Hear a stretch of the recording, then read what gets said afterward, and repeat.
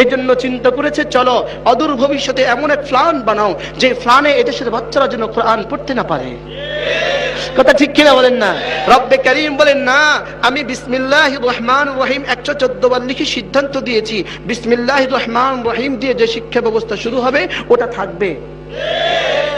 কথা ঠিক কিনা? এই জন্য আমি হতাশ নই, আলহামদুলিল্লাহ। আমি হতাশাগ্রস্তদের অন্তর্ভুক্ত আমি নই। আপনারা কি হতাশাগ্রস্ত? বিসমিল্লাহ মুছে যাবে বলে কোনো হতাশা কি আপনাদের মধ্যে আছে? কোরআনে কারীম মুছবে বলে কোনো হতাশা কি আপনাদের মধ্যে আছে? আমি বলি, তুরস্কে একজন সিদ্ধান্ত নিয়েছিল তুরস্কে কোরআন থাকতে দিবে না। তার নাম কামাল আতাতুর্ক।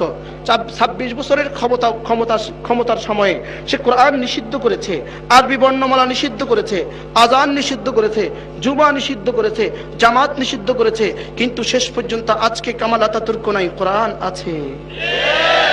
আজান, জামাত, জুমা, সে হজ আর উমরা নিষিদ্ধ করেছিল, আজকে তুরস্ক থেকে সবচেয়ে বেশি হজে আসে। আশ্চর্য কেন? রব্বে কারীম বলেন, ইয়ে চিরাগ সিরাজাম মুনীরা বানিয়ে পাঠিয়েছি আমি, প্রদীপ্ত সূর্য করে পাঠিয়েছি। সূর্য নিভার জন্য আসে না, জ্বলার জন্যই আসে। আবার বলেন যে সূর্যকে ফু দিয়ে নিভানো যায় না। ঠিক কিনা বলেন না? বলে সূর্যকে নিভিয়ে ফু দিয়ে নিভানো যায় না।